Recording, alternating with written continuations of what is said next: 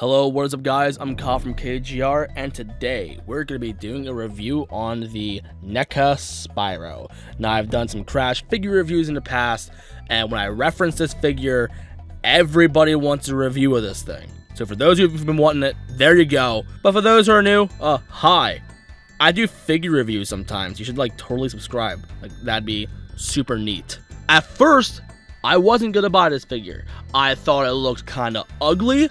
I didn't want it, at least when I saw the initial prototypes and I saw pictures on Big Bad Toy Store and all that jazz. But then I finally saw it in person in a store and I'm like, holy crap, I need it. I went from contemplating to buying it within a couple of seconds. And do I regret buying it? Well, that's what this review is for. Now, how do I feel about this figure so far? First impressions, beautiful. Absolutely beautiful. I don't really have many NECA figures, so I don't really have much to compare it by. However, when it comes to video game mascots, especially famous on the PlayStation, I have another figure, and that's the Bandicoot. I love me some Bandicoots. Now, let's put him in the center spotlight. And why does this look uneven? Holy crap! That's a little bit better. So anyway, look at Crash. He does look pretty decent. I mean, the blending on the arms could have been a little bit better, but when you turn him around, holy crap, it's a burnt gremlin. I'm used to stuff like Figma, SH Figuarts, Nendoroids, Japanese stuff. I'll typically buy NECA figures, but I thought they did a decent job, and he's bleeding on his butt. Oh no. Anyway, point is, this was my first impression of them, and I wasn't too impressed. So then we get to the dragon right there, and holy crap. They did so much better. The blending, they did such a better job on. It, everything looks just right. When I had this figure in the dark, before I had all these lights set up, I thought the face looked darker than the rest of the body, but after looking at it through the viewfinder and looking at it in person under these lights, it doesn't look awful, because I thought this lower part of Spyro looked much lighter than his face. If you notice it, then cool. I'm not alone, but I'm not noticing it too well on the camera, so I guess that's a good thing. I don't know, but man, that blending looks so immaculate. The eyes are honestly my favorite part about this figure. They painted the eyes beautifully, and then I saw these little nicks on the horns, and I'm like, oh no, did my cat get to it again? No, turns out they're sculpted like that. So if you buy one and you see it, don't be scared. If you noticed it in the game, good for you, because I didn't notice that. Some of you are probably thinking the colors don't really match all too well to the game. Honestly, the lighting in the game is so sporadic. It makes Spyro look in so many different colors, but the way he looks right here is beautiful. I think they captured him extremely well. But in the prototype pictures, he looked different. He was shaded much differently, and I do think he does look really good in that shading, but I think the final product, in my opinion, looks better. Mainly because I like this shade of purple, so it could be a personal bias. But I think it works extremely well on an action figure. And of course, you got the reptilian skin. I like how they pulled that off really well. And at first, I was put off by how one eyebrow is lower than the other, and that kind of turned me off at first from buying it. But then you have it firsthand, you're like, never mind. That actually looks really great. I love this figure so much. I love Crash Bandicoot a lot, but this is a great figure. So let's go over the articulation real quick, because we haven't gone over that yet. I'm drooling over this figure because of how great it looks. Now, when it comes to articulation, they did a pretty decent job on Crash. They made him have a nice neck for a figure that doesn't have a neck. Only real complaint I had was the legs, kinda, and even then, they're still kind of better than what we had in the Resource figures. You can actually make Crash do a split if you want to. But how does this figure hold up? So, yeah, I don't want to say a ball joint head. Yeah, I think it's a double ball peg in there. Look at that. You can see that gap in there. Yeah, double ball peg on the head. So, you got a nice rotation. You can go anywhere you want with it. And I kind of noticed how, the muzzle looks a little bit painted differently compared to the rest of the head. I think Anthony's Customs noticed that. So yeah, I'm starting to notice that too. But I think you only really see it in harsh light, because other than that, I never really noticed it before. All right, so then right at the bottom of the neck, you get a little bit of movement, but not too much. You can make it go down a little bit, or you can make it go up a little bit. But it's mainly the neck part up here that does most of the posing for you. So if you want to do a charge, there you go. If you want to look upright, there you go. If you want to look up, you get him on his hind legs because he's going to struggle. And then when it comes to the shoulders, you don't get too much movement, but it's enough for him to do dynamic poses. You can probably go out about that far. So that's half decent, I guess. You can't have him lay flat on his stomach, but that's the best you're gonna get. And then double ball pegs as well on the feet, so you get plenty of movement range in there. Look at that. Oh no. Okay, let's try it again. Look at that. Oh, go Spyro. And then right here you get a little bit of an ab crunch, but you don't get too much movement, which this is something that disappoints me a little bit, because I kind of want him to like rotate himself all the way around and do the pose where he's looking back. I hope you know what I'm talking about. But yeah, you can't really do that too well on his figures, so that's a little bit of a miss for me. We almost missed some points. We have ball hinges on these wings, so you can get him so it looks like he's flying. So you can have them so they're up.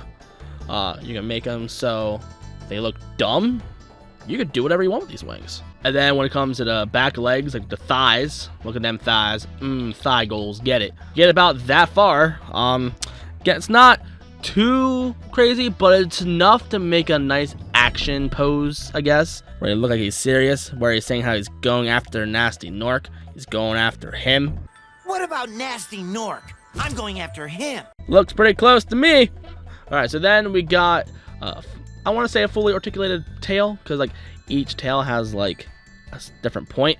And I know in the Mewtwo figure it looked kind of weird, but on this figure, I don't know if it's because of the shade of purple or something. I have no idea what it is, but somehow it works, especially on the bottom, since, you know, he's like set up like that.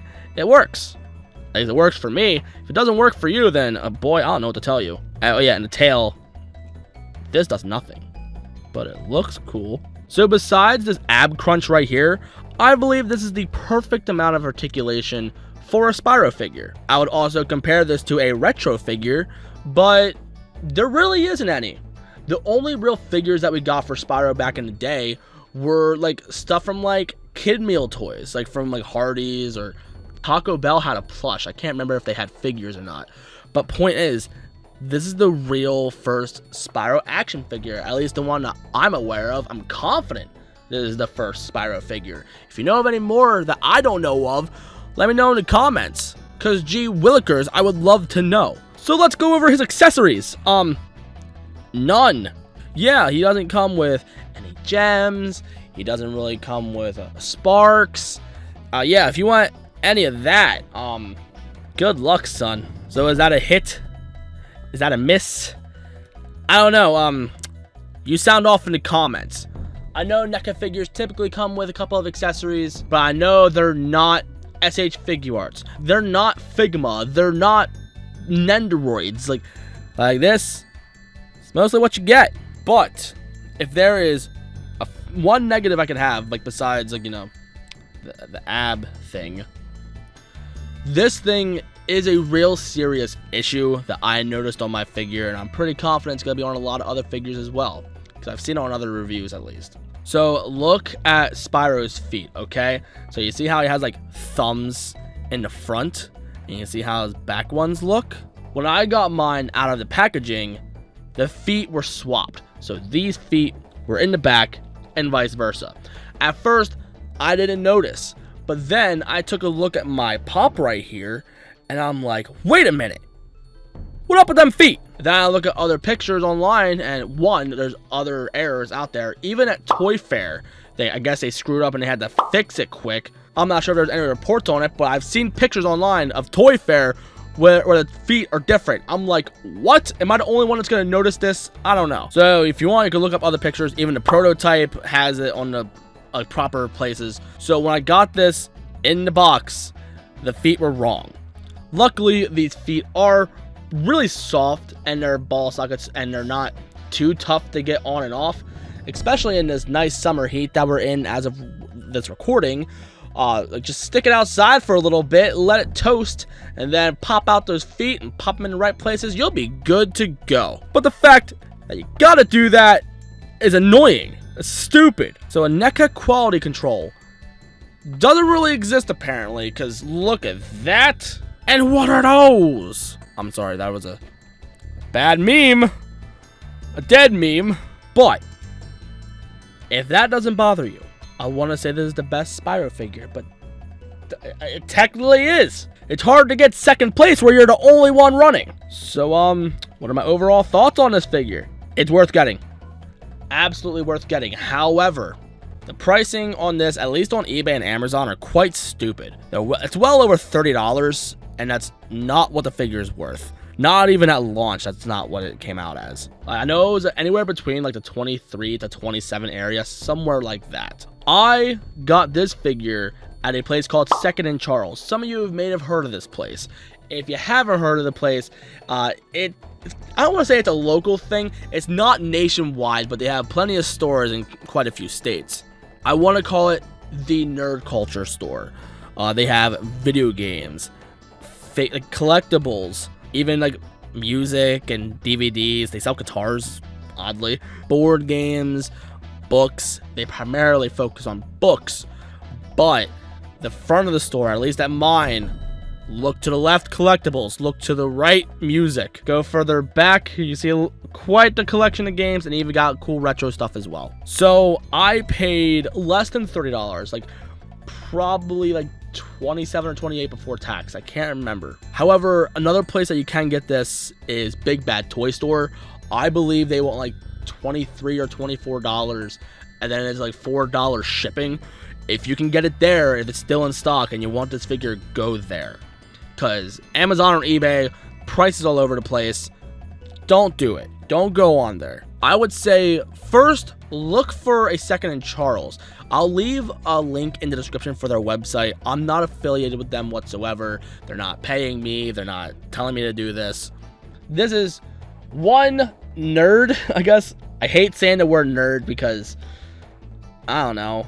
It's like, look at me. I'm a nerd. I don't freaking know.